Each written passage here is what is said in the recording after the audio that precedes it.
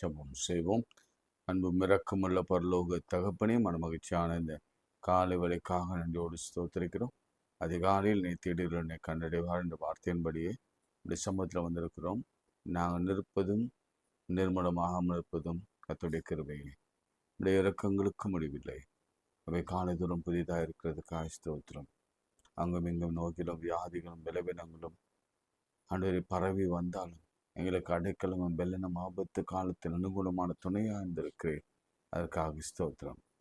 யுத்தங்களும் யுத்த செய்திகளும் கேட்பீர்கள், வாதைகள் உண்டாகும் என்றெல்லாம் நாங்கள் தீர்க்க தரிசன வசனங்களை நாங்கள் வாசித்து இந்த வருகைக்காக ஆயத்தப்படுகிற சமயங்களிலே கர்த்தர் எங்களுக்கு இந்த கடைசி காலங்களிலே இந்த கிருபை நாடு எங்களை தாங்கி ஏந்தி தப்புவித்து சுமந்து வருகிற தயவுக்காக நன்றியோடு ஸ்தோத்திரிக்கிறோம். ஆண்டவரை நீ தப்பி வைக்க வல்லவர். ஆண்டவரை தப்புவித்து வருகிற ஸ்தோத்திரம். கணவன், மனைவி, பிள்ளைகள், பெற்றோர்கள், அண்ணன், தம்பி, அக்கா, தங்கை என்று எல்லாரையும் உயிரோடு வைத்திருக்கிற தயவுக்காய் ஸ்தோத்திரம். ஊதியத்துக்காக நன்றி, பொருளாதாரத்துக்காக நன்றி, வேலைக்காக நன்றி, ஊழியத்துக்காக நன்றி, நீ கொடுத்த உயர்வுக்காக நன்றி, நீ கொடுத்த மாறுதலுக்காக நன்றி, திருமண வாழ்க்கைக்காக நன்றி. ஆண்டவரே இயேசுவே, நீர் கொடுத்த குழந்தை பேருக்காக நன்றி. ஆண்டவரே நீர் கொடுத்த எல்லா ஆசீர்வாதங்களுக்காக உமக்கு ஸ்தோத்திரம். இயேசுவின் நாமத்தில் ஜெபிக்கிறோம் பிதாவே, ஆமென். இயேசு எந்தன் வாழ்வில் பலனானார், எனக்கு என்ன ஆனந்தம். இந்த பாடலை பாடுவோம். இயேசு எந்தன் வாழ்வில் பலனானார், எனக்கு என்ன ஆனந்தம். இயேசு எந்தன் வாழ்வில் பலனானார், எனக்கு என்ன ஆனந்தம். எந்தன் வாலிப நாட்களெல்லாம் எந்தன் வாழ்க்கையில் துணையானே, எந்தன் வாலிப நாட்களெல்லாம் எந்தன் வாழ்க்கையில் துணையானே. நாமமே தழைத்தோங்க நான் பாடுவேன் உமக்காக, எந்தன் இதயமே உம்மை பாடும், எந்தன் நினைவுகள் உமதாகும். எந்தன் இதயமே உம்மை பாடும், எந்தன் நினைவுகள் உமதாகும்.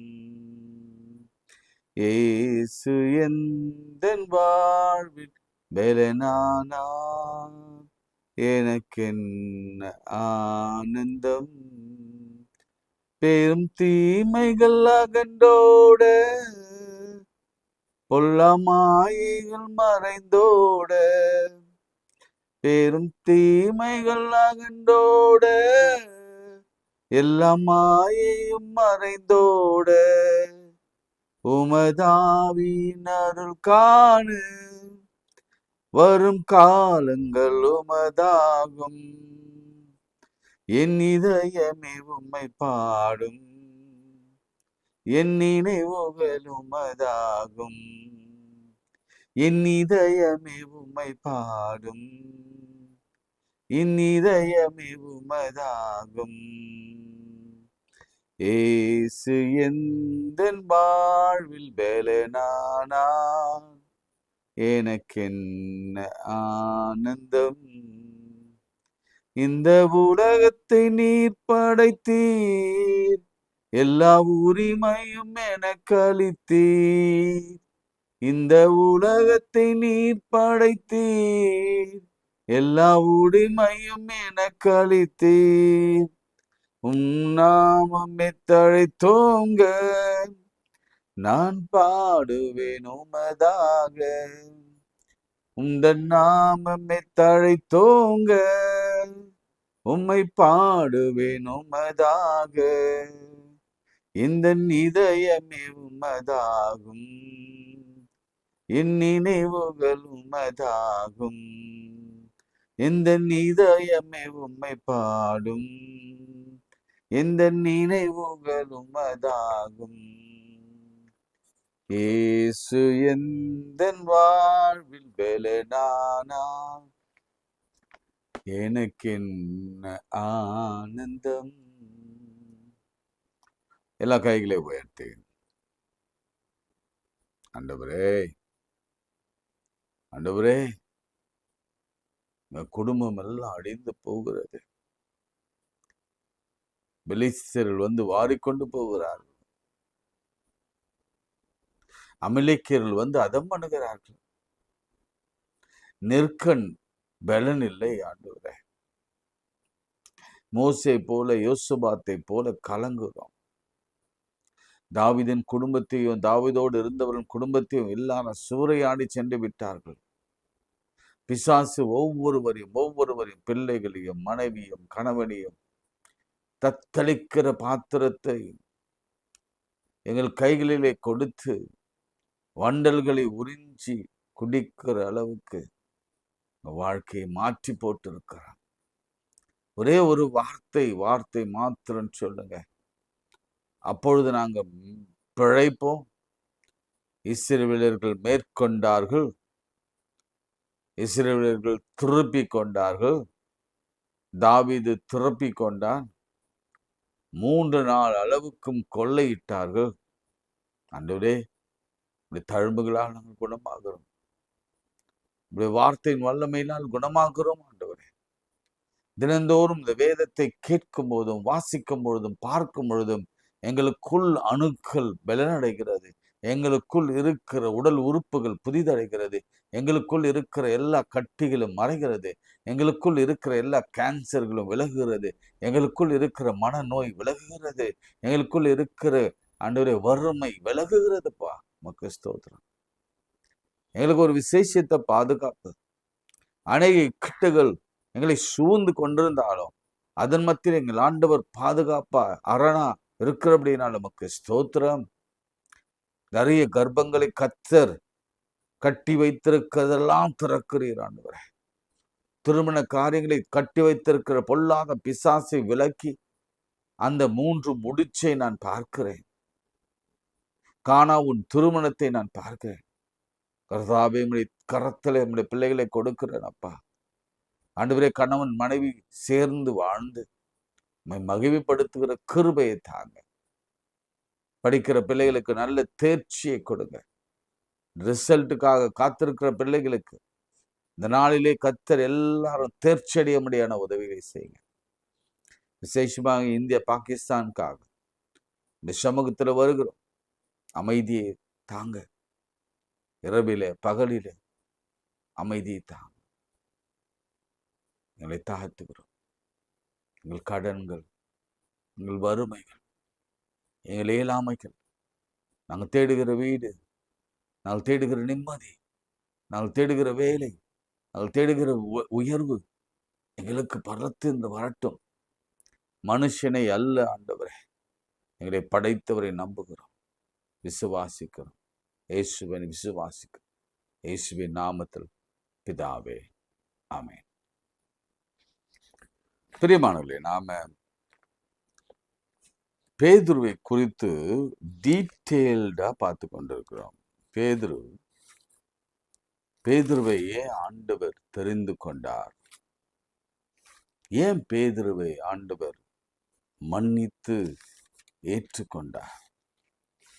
ஏன் ஆண்டவர் பேதுருவை நாடுகளை மேய்ப்பாயாக என்று சொல்லி அவனை அணைத்து திரும்பவும் தன்னுடைய ஊழியத்திற்கென்று அவனை தெரிந்து கொண்டார்? இதெல்லாம் ஒரு முக்கியமான கேள்வி.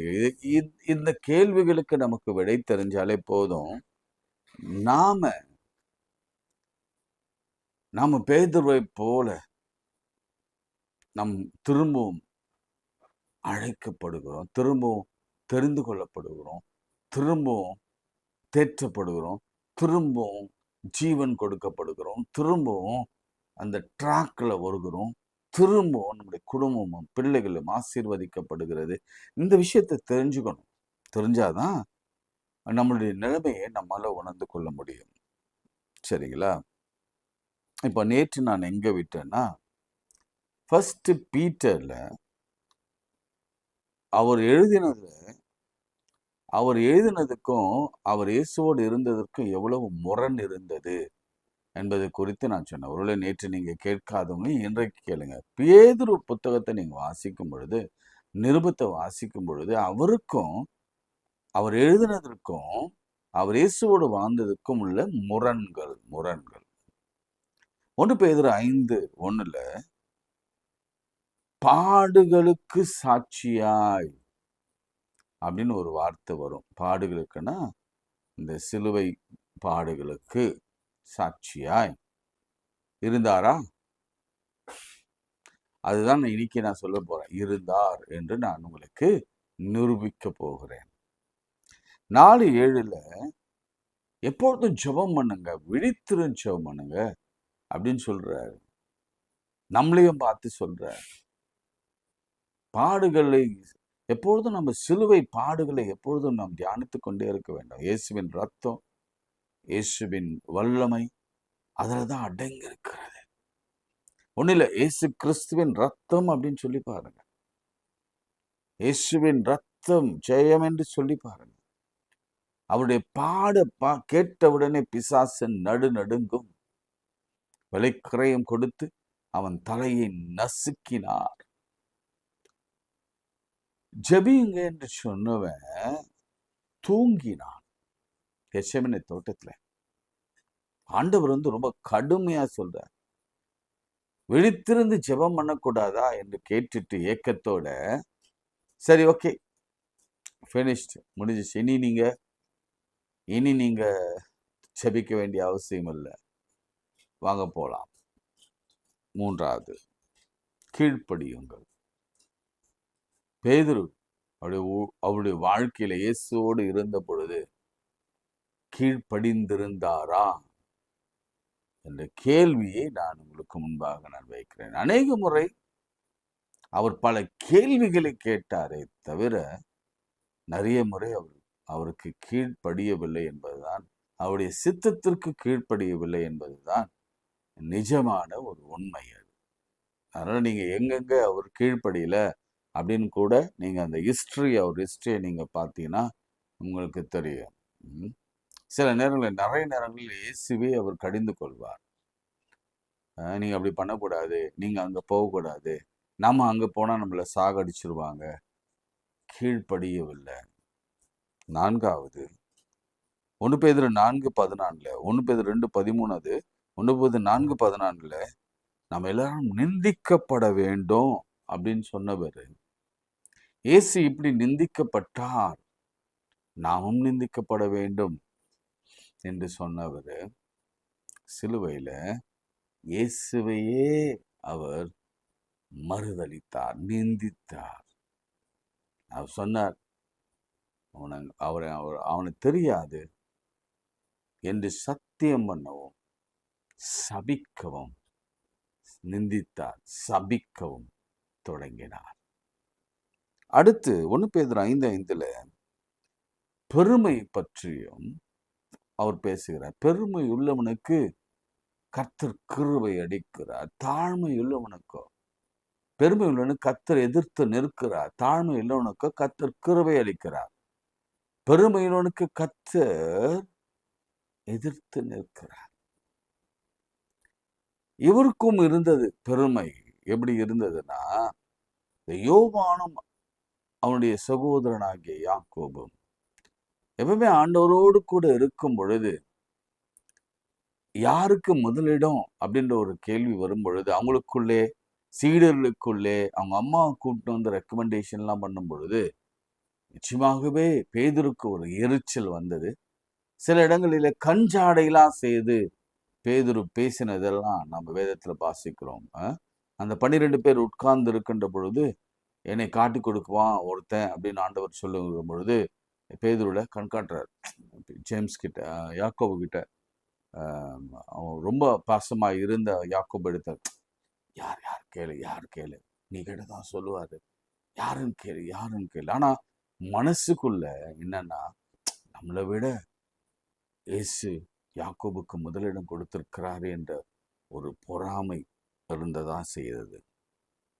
அவர் 2 பேதுரு 2:13 புதிய வானம் புதிய பூமி குறித்து ஆண்டவர் இவர் எழுதுகிறார். ஆனால் அதற்கு முன்பாக மறுரூப மலை நிகழ்ச்சியில உனக்கு ஒரு கூடாரம், எங்களுக்கு ஒரு கூடாரம், எலியாவுக்கு ஒரு கூடாரமும், மோசேக்கு ஒரு கூடாரமும் நான் போடுகிறேன், நம்ம இங்கேயே இருந்துடலாம் அப்படின்னு சொல்லி ரொம்ப தன்னலமாக இருந்தவர் தான் இந்த பேதுரு.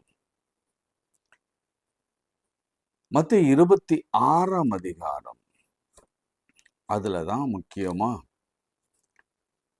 33ஆம் வசனத்திலிருந்து ஒரு காரியம் நடைபெறுகிறது. என்ன காரியம் நடைபெறுகிறது? பேதுரு அவருக்கு பிரதியுத்தரமாக, உமது நிமித்தம் எல்லாரும் இடரடைந்தாலும் நான் ஒரு காலம் இடரடையேன் என்றான்.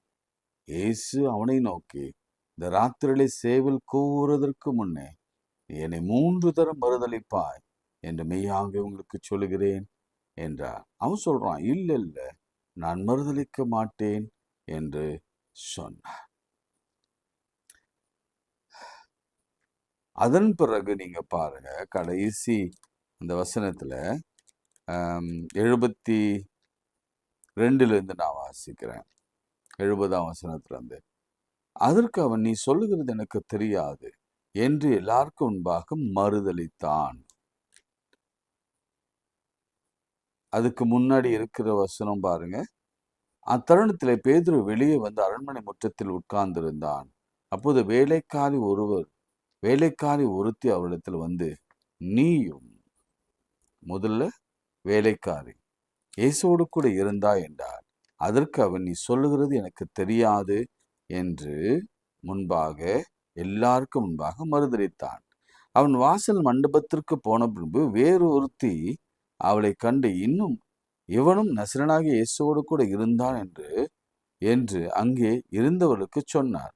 அவனோ, அந்த மனுஷன் நான் அறியேன் என்று ஆணையிட்டு சத்தியம் பண்ணி, காட் ப்ராமிஸ், மதர் ப்ராமிஸ், எனக்கு தெரியாது என்று மறுபடியும் மறுதலித்தான். சற்று நேரத்திற்கு பின்பு அங்கே நின்றவர்கள் பேதுருவிடத்தில் வந்து, மெய்யாகவே நீயும் அவள் ஒருவன், உன் பேச்சு உன்னை வெளிப்படுத்துகிறது என்றான். அப்பொழுது அவன் அந்த மனுஷனை அறியேன் என்று சொல்லி சபிக்கவும் சத்தியம் பண்ணவும் தொடங்கினான். உடனே சேவல் கூயிற்று. அப்பொழுது பேதுரு, சேவல் கூவுவதற்கு முன்னே நீ என்னை 3 தரம் மறுதலிப்பாய் என்று இயேசு தன்னோடு சொன்ன வார்த்தை நினைத்து கொண்டு வெளியே போய் மனம் கசிந்து அழுதான். மனம் கசிந்து அழுதான். சரி, இன்னைக்கு நம்ம முக்கியமா பார்க்க வேண்டிய ஒரு முக்கியமான ஒரு குணாதிசயம், கேரக்டர் ஆஃப் பீட்டர், நமக்குள் இருக்க வேண்டிய ஒரு குணம் என்னன்னு ஆவியானவர் என்று எல்லாருக்கும் போதிக்க போகிறார். நேற்று எனக்கு கொஞ்சம் வேலை இருந்ததுனால காலையில கொஞ்சம் ஷேர் பண்ணுவதில் காலதாமதம் ஆயிற்று. எனவே என்னால் நிறைய பேருக்கு ஷேர் பண்ண முடியல. அதனால தயவு செய்து உங்களுக்கு நான் சொல்லுகிற ஒரு ஆலோசனை என்னவென்று சொன்னால், தயவு செய்து நீங்கள் அதை சப்ஸ்கிரைப் பண்ணிட்டு இந்த பெல் ஐக்கானை அழுத்திட்டீங்கன்னா டெய்லி அந்த நியூ வீடியோஸ் உங்களுக்கு பாப்பப் ஆகும். அப்போ நீங்கள் அதில் ஓப்பன் பண்ணி பார்த்துடலாம். சிலர் நினைக்கிறாங்க, ஐயர் அனுப்புனாதான் அதை நம்ம பார்க்கணும் முடியும், அப்போதான் பார்க்கலாம், அவர் அனுப்புகிறாரா இல்லையா தெரியல. டெய்லி என்ன பாடுபட்டாலும் சரி, சண்டே தவிர, சண்டே கூட சில நேரங்களில் சர்ச்லேருந்து நான் ரிலே பண்ணிடுவேன். சண்டே தவிர எல்லா நாட்களிலும் 5:30 மணிக்கு ஷார்ப்பாக நம்ம ப்ரேயர் அண்ட் மெடிடேஷன் ஸ்டார்ட் பண்ணப்படும். அதனால் தயவு செய்து நீங்கள் 5:30 மணிக்கே எழும்பி உங்கள் மொபைல்லையோ வச்சுட்டு, அவ்வளோதான், தலைகாணி கீழே வச்சுட்டு நீங்கள் ஜெபம் பண்ண ஆரம்பிச்சிடுங்க. முட்டி போட்டு சில நேரங்களில் பைபிள் திறந்து வச்சு, சில நேரங்களில் நேர் முழங்கால் நின்று, சில நேரங்களில் ரொம்ப தூக்கமாக இருந்தால் தலையில் வச்சு படுத்துங்க, தப்பே இல்லை. இன்னும் சில பேர் நான் சொல்கிறத நான் கேள்விப்பட்டிருக்கிறேன், ஐயா நான் கிச்சனில் ஒரு மேடையில் வச்சிருவேன், அப்படியே சமைச்சிட்டே நான் கேட்டுகிட்டே இருப்பேன். நல்லது நல்லது, எப்படியாவது ஆண்டவருடைய வசனத்தை நீங்கள் கேட்டுருங்க, அவ்வளோதான். இன்னும் சிலரை நான் கேள்விப்பட்டிருக்கிறேன், ஐயா நான் டிவிலேயே, ஆண்ட்ராய்டு டிவிலேயே, யூடியூப்பில் அதை நான் போட்டுருவேன், போட்டுட்டு என் வீடு முழுவதும் கேட்கும், வீட்டில் இருக்கிற எல்லாரும் கேட்பாங்க அப்படின்னு சொல்லிட்டு அந்த 1/2 மணி நேரம் ஆண்டவருடைய பாதத்தில் உட்கார்ந்து ஜெபித்து கொண்டிருப்பாங்க. எனக்கு அன்பானவர்களே, நான் ஒரு காரியத்தை உங்களுக்கு சொல்லட்டும். வசனம் கிடைக்கக்கூடாத ஒரு காலம் ஒரு நாள் வரும். நான் கூட இப்போ ரீசெண்டா சில வீடியோஸ்லாம் பார்த்து ரொம்ப மனதுல அவ்வளவு வலி. ரோட்ல தடியோட கூட வந்து நின்று இதை நீங்க சொல்லுங்க, மறுதலிங்க, உங்க கடவுள் யார், இந்த கடவுள் பேரை சொல்லு. நான் கொஞ்சம் பொதுவா சில காரியங்களை சொல்றேன். அவ்வளவு எக்ஸ்ட்ரீமஸ் வந்துட்டாங்க, அடிப்படைவாதிகள் வந்துட்டாங்க.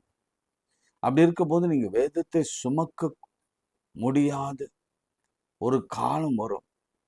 அப்பொழுதுதான் நீங்க இந்த கேட்கிற இந்த வசனங்கள் உங்கள் காதுகளில், உங்கள் இருதயத்துல போய் நல்லா படிந்துச்சு உட்கார்ந்துருச்சுன்னா, வசனம் தானா ஜெபிக்கும் பொழுது வெளியில வந்து விழும்.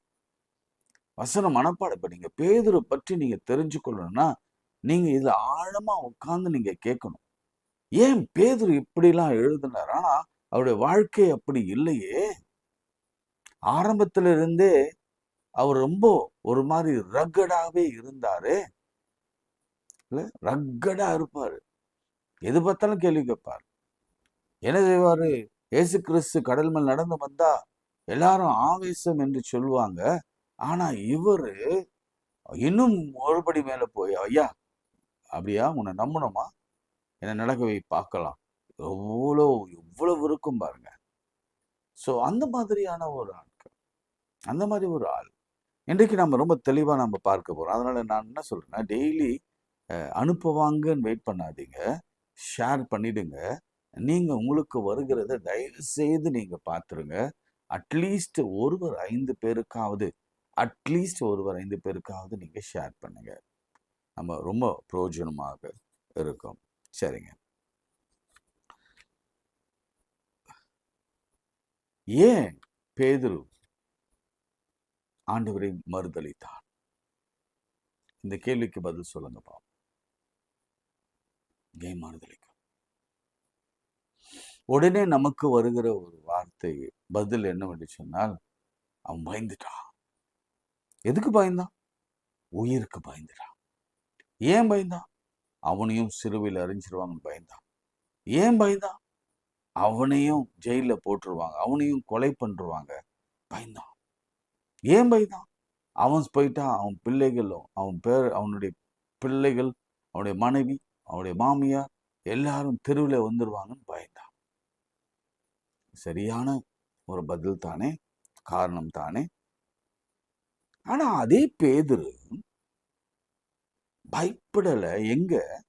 கெத்செமனே தோட்டத்துல அவர் பயப்படல. கொஞ்ச நேரம் முன்னாடிதான், ரொம்ப கொஞ்ச நேரம் முன்னாடிதான் அவரை கைது பண்ணுகிற பொழுது ஒரு 4 மணி காலையில ஒரு 4 அல்லது 5, ரொம்ப டான்ல இருட்டோட இருக்கின்ற பொழுது, நீங்க நினைக்கிற பயந்தவன், நான் சொன்ன பயந்தவன், உயிருக்கு பயந்தவன் அப்படின்னு நம்ம நினைச்சு கொண்டு இருக்கிறோம். அது மாபெரும் தப்பு. உயிருக்கு பயப்படுறவன் கிடையாது.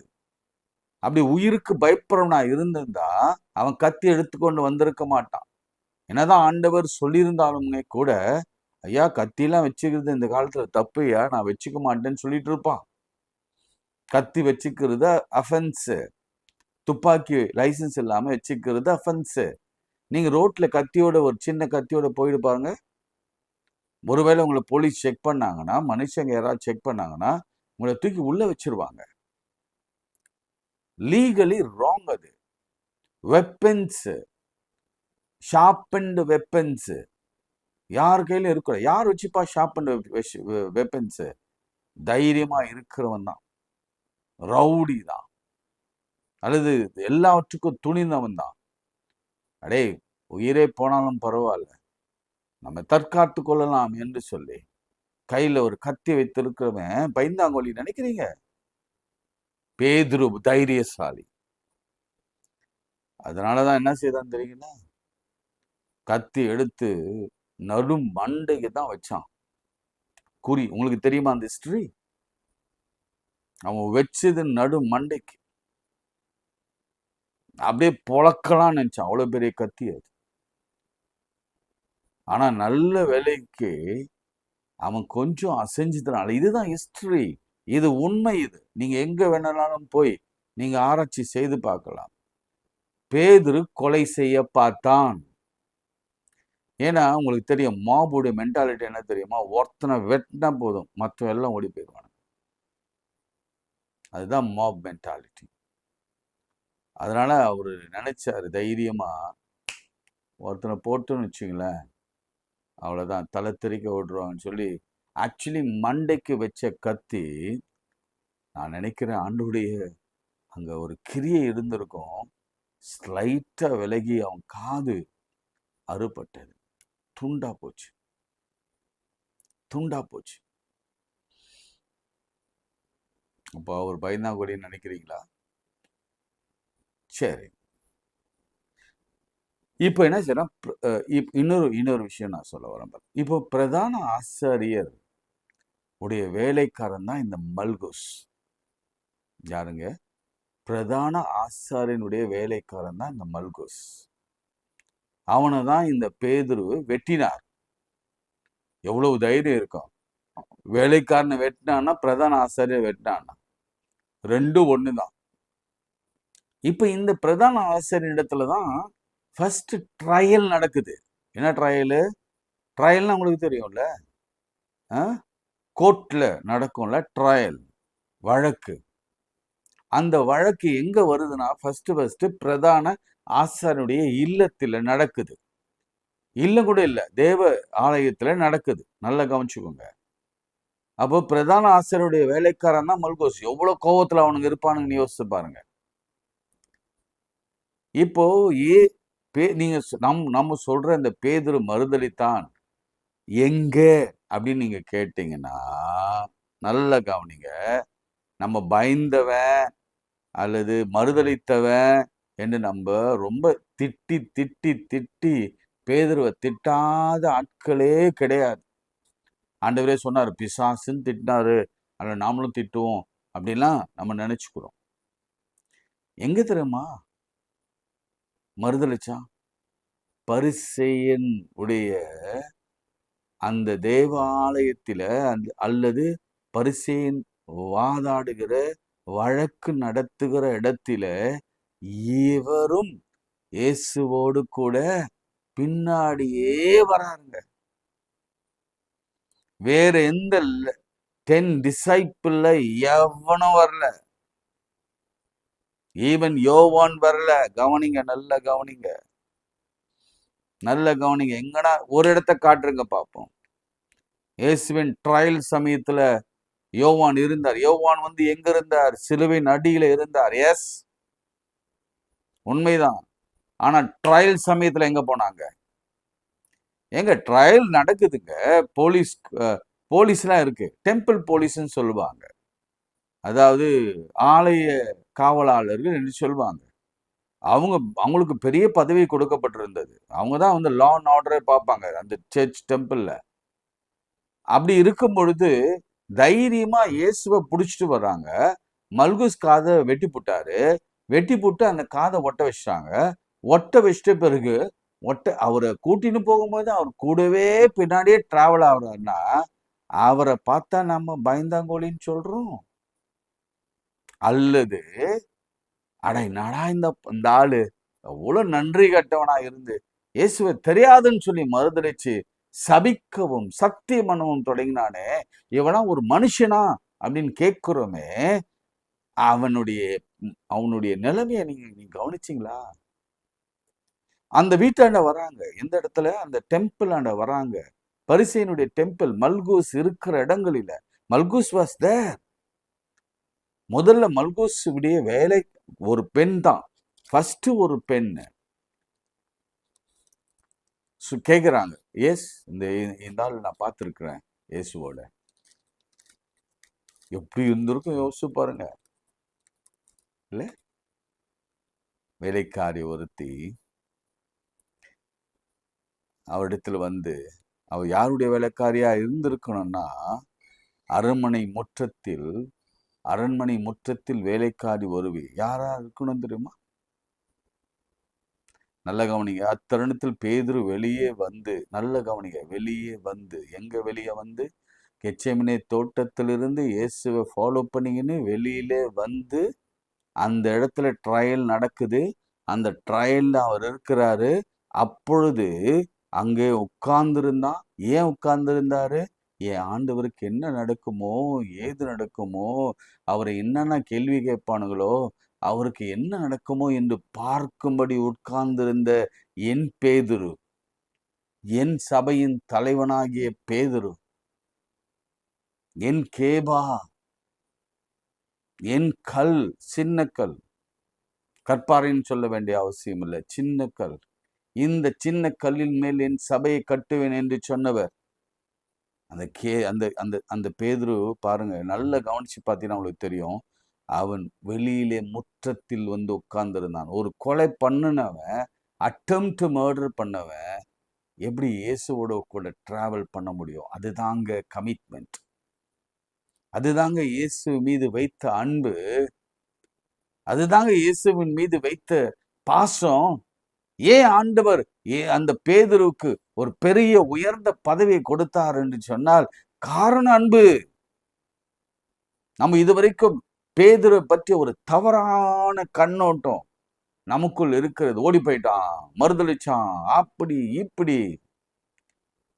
ஆனா அது இல்லை. நீங்க பேதுரு குறித்து நல்லா புரிஞ்சுக்கணும்னா ஒவ்வொரு வார்த்தையெல்லாம் அவரை நீ புரிஞ்சு கொள்ளலாம். அருமனை முற்றத்தில் இருந்தான். மற்ற எல்லாரும் எங்க போனாங்க?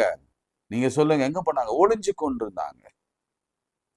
அதற்கு அவன் சொல்லுகிறது, அப்புறம் பாருங்க, அவன் வாசல் மண்டபத்துக்கு போன போது, இப்ப எங்க இருந்தா அடுத்து அரண்மனை முற்றத்துக்கு இருந்த பொழுது, அடுத்து இதெல்லாம் நீங்க குறிச்சு வச்சுக்கோங்க தயவு செய்து. அரண்மனை முற்றத்துல ஒரு பெண் பார்க்கறா, அங்க இயேசு ட்ரையலுக்கு வராரு.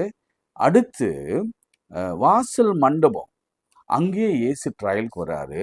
செகண்ட் பிளேஸுக்கும் பேதுரு வராரு. என்னங்க, ஒரு இடத்துலதான் கண்டுபிடிச்சிட்டாங்க. ஒரு இடத்துல என்ன பண்ணிருப்பா நம்மளா இருந்தா? துண்ட காணும் துடிய காணும் ஓடி இருப்போம். ஆனாலும் அவர் ஓடவே இல்லையே, ஓடவே இல்லை. அடுத்து எங்க வர்றாரு? வாசல் மண்டபம், அங்கேயும் வந்து நிக்கிறாரு. அங்கேயும் வந்து நிக்கிறாரோ உட்கார்ந்துக்கிறாரோ தெரியல. வேறு ஒருத்தி அவளை பார்த்து, இவனும் நசரேயனாகிய இயேசுவோடு கூட இருந்தான் என்று என்று அங்கு இருந்தவரிடத்திலே சொன்னாள்.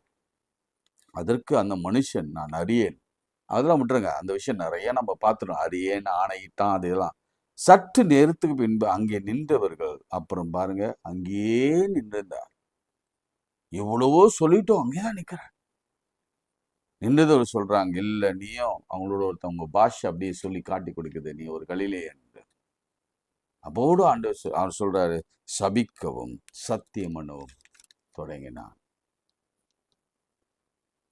தெரியாது சொன்னான். தெரியாதுன்னு சொன்னானே தவிர அவன் தலை தெறிக்க ஆண்டவர் விட்டு ஓடவில்லை. நீங்க தயவு செய்து உங்க மனதில் ஏற்றுக்கொள்ளுங்க. வாய் அளவிலே தெரியாது என்று சொன்னவர், வாய் அளவில், மவுத்துல எனக்கு தெரியாது, எனக்கு தெரியாது, எனக்கு தெரியாது, ஆனா உள்ளுக்குள்ள என் ஆண்டவர், என் ஆண்டவர், ஐயோ அவர் அப்படியே எடுத்துட்டு போறாங்களே, அப்படியே அவனை கையை கட்டி கூட்டிட்டு போறாங்களே, தலைமலை ஒருத்தன் அச்சானே, உமிழ்நீரை ஒருத்தன் துப்புனானே, காரி துப்புனானே, கண்ணீரோடு பின்பற்றினவன். எத்தனை வயசு வரைக்கும் ஆண்டு உயிரோட வைத்தார் தெரியுமா அவரை? இந்த கமிட்மெண்ட் இருந்தா நீங்க உயிரோட நீடித்த நாட்கள் வழங்க. இதான் ஃபர்ஸ்ட் வாக்குதத்தம் உங்களுக்கு. ஆண்டவர் உன்னை குறித்து தீர்க்க தரிசனம் சொல்றார், தம்பி நீ அவ்வளவு அவ்வளவு அவ்வளவு அன்பா இருந்த என்னோட, இல்ல என் ஆடுகளை மேய்ப்பாயாக, என் ஆட்டு குட்டிகளை மேய்ப்பாயாக 3 முறை ஆண்டவர் சொல்வார், உங்களுக்கு தெரியும். அந்த அந்த டெக்ஸ்ட்டை நீங்க இன்னைக்கு எழுதி அனுப்புங்க. அதுல கூட அழகா ஒரு சூட்சமம் இருக்கும். என் ஆட்டுக்குட்டிகளை மேய்ப்பாயாக, ஆட்டுக்குட்டிகளை ஆடுகளை மேய்ப்பாயாக, அந்த மாதிரி ஒரு சின்ன ஒரு ட்விஸ்ட் வைப்பார் ஆண்டவர். அப்ப சொல்லுவார் ஆண்டவர், நீ ரொம்ப வயசான பிறகு உனக்கு ஒண்ணுமே தெரியாது, நீ இடையில உன் அரை கட்சியை ஒருத்தன் கட்டுவான், நீ போகக்கூடாத இடத்துக்கு உன்னை கொண்டு போவோம் அப்படின்னா. இப்ப நீங்க போகக்கூடிய லைஃப்லாம் பாருங்க. இப்போ ரீசெண்டா போப் இறந்த லைஃப் கிட்டத்தட்ட 89, 90 இயர்ஸ். அப்ப பேதுரு இறக்கும் பொழுது அவருடைய வயசு என்ன? முதிர்ந்த வயசு. எப்போ சாக வேண்டியவன் தெரியுமா அவன்?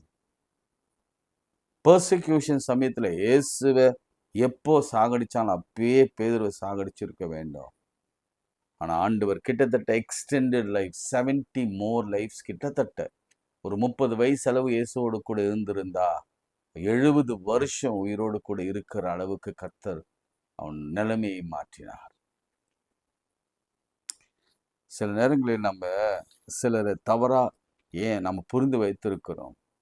ஏன்னா நம்ம பைபிளை சரியா படிக்காதனால. அதே மாதிரி ரெண்டாவது ஒரு விஷயத்த சொல்றேன். எல்லாரும் ஆவேசம் ஆவேசம் என்றார் இயேசுவை, இவன் மட்டும் ஆண்டவர் என்றான். ஆண்டவரே நீரே என்றார், நானும் நடந்து வரட்டும் என்றான். நீங்க அப்படி படிக்கணும். அது ஹிஸ்டரியிலேயே வரலாற்றிலேயே இத்தனை செஞ்சுரி ஆச்சு. அது உலகம் தோன்றி இதோ இயேசு கிறிஸ்து காலத்துல நம்ம வருகையின் காலத்துக்கு வந்துட்டோம். 2025 இருக்கு. ஏன்னா இந்த பிரசங்கத்தை எந்த ஆண்டுல யார் கேட்க போறாங்கன்னு தெரியாதுல்ல. அதனாலதான் நான் உங்களுக்கு சொல்றேன், இந்த ஊழியத்தை நீங்க தாங்குங்க, ஜெபம் பண்ணுங்க நான் சொல்ல வரேன். ஏன்னா நம்ம நம்ம நம்ம பேசி கொண்டிருக்கிற இந்த காரியத்தை 2050 சிலர் கேட்கலாம், 2075 சில பேர் கேட்கலாம், ஏன் கடவுளுடைய வருகை தாமதமானார் 3000 கூட கேட்கலாம். அதனாலதான் சொல்றேன், 2025 நாம் இருக்கிறோம், 8ஆம் தேதி. ஹிஸ்டரியிலேயே கடல் மேல் நடந்தவர் என் இயேசு என்று சொன்னார். ஒரு மனுஷன் கடல் மேல நடந்திருப்பான்னா அவன் பேதுரு மாத்திரம்தான்.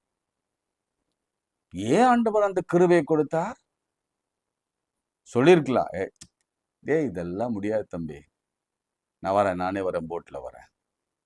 பேதுரு, அண்ணே பொருளை பெருசா இருந்தா, அண்ணே எல்லாம் கஷ்டம்ண்ணே, இதெல்லாம் பண்ண முடியாதுண்ணே. அதுக்கெல்லாம் வேற பிசிக்கல் பாடி என்கிட்ட இருக்குண்ணே, நீ வரணும்னு அவசியம் இல்லைண்ணே. நீ வந்துதான் நான் கடவுள் என்று நிரூபிக்கணும் எனக்கும் அவசியம் இல்லைண்ணே. ஆனா நீங்க அங்கே இருங்க, நான் வேணா போயிட்டு வரேன், நீங்க எப்படின்னா எந்த கட்டுக்குன்னா கெட்டு போங்க அப்படின்னு நான் ஆண்டவர் சொல்லியிருக்கலாம். அல்லது ஆண்டவர் நடந்து போய் கப்பல்ல ஏறிட்டு இருக்கலாம்.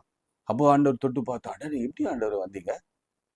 அந்த ஒரு மனுஷனை நடக்க வைத்து இந்த உலகத்துல அவனை தவிர இந்த உலகத்துல இது வரைக்கும் நீங்க யாராவது நேமிட் எவனா ஒருத்தன் கடல் மேல நடந்தான்னு சொல்லி பாருங்க பாப்போம். மேஜிக்லாம் கூட மேஜிக், அது எல்யூஷன். அது கூட கண்டுபிடிச்சிட்டாங்க, எப்படி எல்யூட் பண்றாங்க மனுஷன், எப்படி கண்களை மறைக்க பண்றாங்க, எப்படி கயிறு மேல நடக்கிறது போல நடக்கிறாங்க என்பதெல்லாம் இல்யூஷன். பட் ஒரு மேன் பேர் ஃபுட்டோட கடல் மேல நடந்தான்னா அது பேதுரு தான். அதற்கு காரணம் அவன் ஆண்டவர் மீது வைத்த பக்தி, ஆண்டவர் மீது வைத்த பிரியம், ஆண்டவர் மீது வைத்த பாசம். உங்களுக்கு நான் சொல்லுகிறேன், 2வது குறிப்பு, நம்ம ஆண்டவரை விசுவாசித்தா ஆண்டவரோடு கூட கடலில் மேலே நடக்க முடியும், தண்ணீரின் மேலே நடக்க முடியும், யோர்தானை பிரிக்க முடியும், என் ஆண்டவரால் பிரிக்க முடியும், நாமும் நடந்து போவோம். எப்படி யோர்தான் எப்படி பிரிச்சாரு தெரியுமா ஆண்டவர்? சொல்லட்டுமா எப்படி பிரிச்சாரு? வித்தியாசம் சொல்லட்டுமா? யோர்தானை நடந்தாங்க, பிளந்தாங்க. செங்கடலை பிளந்தாங்க, நடந்தாங்க. வித்தியாசம் புரியுதா உங்களுக்கு? யோர்தானை நடந்து பிளந்தாங்க, செங்கடலை கர்த்தர் பிளந்து நடந்தாங்க. இன்னும் சொல்ல போனா யோர்தானை கர்த்தர் நடந்து பிளக்க பண்ணினார். எவ்வளவு ஆச்சரியம் பாருங்க, எவ்வளவு ஆச்சரியம், எவ்வளவு ஆச்சரியம், எவ்வளவு ஆச்சரியம். நம்மளால் முடியும். நமக்கு விரோதமாய் ஒருவேளை செங்கடல் இருந்தாலும், யோர்தான் இருந்தாலும், ஏன் கடல் அலைகள் கொந்தளித்து வந்தாலும், கடலில் மேலே நடக்க பண்ணுகிற என் ஆண்டவர் நம்மோடு கூட இருக்கிறார். நம்மை நடக்க பண்ணுவார். எந்த சூழ்நிலையிலும் அவர் நடக்க பண்ணுவார். அவர் ஒருவேளை நம்ம முழு நாள் கூட, ஏய் அற்ப விசுவாசி சேர்ந்துடுறா, வா நடு திரும்ப, ஒருவேளை அவன் முழுகும் பொழுது அப்படியே தூக்கிட்டு, சே அப்படி தூக்கி போட்டுக்கலாம், போய் போட்டில் போய் விட போட. இல்லை போட் நிற்க வச்சு அப்படியே அப்படியே அப்படியே பிடிச்சிக்கிட்டு கையிலே பிடிச்சிட்டு போட்டை கொஞ்சம் கிட்டவா விட்டுவா, அப்படியே தூக்கிப்பா, அவனை தூக்கிப்பா. திரும்பவும் நடக்க வைத்தார். முடியாததை, அவன் விசுவாசத்துல முடியாததை திரும்ப செய்ய வைத்தார். நம்மை திரும்ப செய்ய வைப்பார். தோத்து போட்டீங்களா, அத நம்முடைய அவிசுவாசத்தினால நம்ம எழுந்திருக்க பண்ணுவார், திரும்ப நடக்க பண்ணுவார். This is what Jesus Christ. நிறைய தோல்வியில சந்திச்சிட்டோம், வேலையில சந்திச்சிட்டோம், நிறைய பிரச்சனையை சந்திச்சிட்டோம், ஐயோ முழுகிட்டோம். இயேசுவோட தான் இருந்தோம், முழுகிட்டோம். அப்படியே விட்டுற மாட்டார். அப்படியே விட்டுட்டு இல்லை தூக்கிட்டு போயிட்டு நான் உங்களை கரை சேர்த்துறேன். நோ நோ நோ நோ நட, அற்புதத்தை நீயும் பாரு, கண்களால் அதை பார்ப்பாய். அதனால எதிர்காற்றா இருந்தாலும், வியாதியா இருந்தாலும், வறுமையா இருந்தாலும், பொருளாதாரத்துல பெரிய குறைபாடு இருந்தாலும், கடல் மேல நடக்க வைத்த ஆண்டவர் உங்களையும் நடக்க வைப்பார். அதனால எதுக்கும் எதுக்கும் எதுக்கும் எதுக்கும் நீங்க பயப்படாதீங்க. பேதுரு பற்றி ஓரளவுக்கு தெரிஞ்சிட்டீங்களா? இன்னும் நிறைய இருக்கு. நான் இனி யோசிச்சேன் என்ன பேசணும். ஆவியானவர் இதோட நிறுத்தி சொன்னார். ஆனா ஒரு காரியத்தை என்னை சொல்லிக்கொண்டே இருந்தார். பேதுரு எத்தனை அற்புதங்களை செய்தார் என்பதை சொல்லுப்பான்னாரு. நான் சொன்ன, ஆண்டவரே டைம் இல்லை இன்னைக்கு, அவருடைய கத்துக்கு சித்தமானால் நான் நாளைக்கு சொல்றேன். மறுதளித்தவன், ஆண்டவரை திட்டினவன், ஆண்டவருடைய சித்தத்திற்கு அவன் செவி சாய்க்காம, ஆண்டவரை நம்ம கீழெல்லாம் போக வேணாம், மேலே இருக்கலாம் என்று சொன்னவன், ஆண்டவரை கடிந்து கொண்டவன், ஆண்டவருக்கு பின்னாடி காசிப் பண்ணவன், ஆண்டவர் அவனை தான் தெரிந்து கொண்டார். ஜெபம். நம்மள ஆண்டவரே, பேதுரு போலதான் நாங்கள் இருக்கிறோம். ஆனா பேதுருவை விட விட விட நாங்கள் குறைவுள்ளவர்களாக தராசிலே நிற்கப்பட்டு காணப்படுகிறோம். இன்றைக்கு கடலில் மேலே நடக்கிற அனுபவம் தைரியமாய், அதனாலதான் ஆண்டவரே நீர் உயிர் தெழுந்த பிறகு நீர் எங்களை பார்த்து சொன்ன வார்த்தை, சீடர்களை பார்த்து சொன்ன வார்த்தை, பேதுருவை பார்த்து சொன்ன வார்த்தை, தோமாவை பார்த்து சொன்ன வார்த்தை, பெண்களை பார்த்து சொன்ன வார்த்தை, எம்மாவுக்கு போன சீடர்களை பார்த்து சொன்ன வார்த்தை, பயப்படாதிருங்கள், fear not, பயப்படாதிருங்க, இதோ நான் உன்னோடு கூட இருக்கிறேன், கலங்காதே திகையாதே, நானும் தேவன், என் நீதியின் வலது கரத்தினால் உன்னை தாங்குவேன், பயப்படாதே, 365 நாட்களும் பயப்படாதே பயப்படாதே பயப்படாதே என்று சொல்லி தேற்றுகிறேன் ஆண்டவர் இருக்கிறார். பயப்படாதே, கடனா பயப்படாதே, குழந்தை இல்லையா பயப்படாதே, திருமணமாகலையா பயப்படாதே, வியாதியா பயப்படாதே, கிட்னி இஷ்யூஸா பயப்படாதே, கொலஸ்ட்ராலா பயப்படாதே, இருதயத்துல அடைப்பா பயப்படாதே, நுரையீரல்ல பிரச்சனையா பயப்படாதே, கேன்சரா பயப்படாதே, மூளையில கட்டியா பயப்படாதே, நடக்க முடியலையா பயப்படாதே, கடனா பயப்படாதே, வீடு இல்லையா பயப்படாதே, என் தேவன் எல்லாவற்றையும் சரி செய்ய என் இயேசு போதுமானவராய், உண்மையுள்ளவராய், சர்வ வல்லவராய் இருக்கிறார். அவர் இன்று செய்வார். இயேசுவின் நாமத்தில் ஜெபிக்கிறோம் பிதாவே, ஆமென். ஆண்டவரே, விசேஷமாய் இந்த ஊழியத்தை தாங்குகிற பிள்ளைகள், இந்த ஊழியத்தை எடுத்து செல்லுகிற பிள்ளைகளுக்கு கர்த்தர் ஒரு விசேஷித்த ஆசீர்வாதத்தை கொடுங்க ஆண்டவரே. இன்னும் அநேக ஆயிரங்கள் இதை பார்க்கட்டும், அநேகர் பார்க்கட்டும் ஆண்டவரே. அதற்காக அவர்கள் தங்கள் கைகளை திடப்படுத்தி கொண்டிருக்க உதவி செய்யும். எஸ்ராவை போல, நெகேமியாவை போல உமக்காக, ஊழியத்திற்காக நாங்கள் ஆயத்தப்படுத்த உதவி செய்யும். இயேசுவின் நாமத்தில் இந்த நற்செய்தி உலகமெங்கும் அறிவிக்கப்பட உதவி செய்யும். எங்களுக்கு ஒரு பிரேக் த்ரூ தாரும் ஆண்டவரே, இயேசுவின் நாமத்தில் பிதாவே, ஆமென். நமது ஆண்டவராகிய இயேசுவின் கிருபை, பிதாவாகிய தேவனுடைய அன்பு, பரிசுத்தாவின் ஐக்கியம் நம் அனைவரோடும் இன்னும் சதாக்கள் நிலைத்திருப்பதாக. ஆமென். God bless you.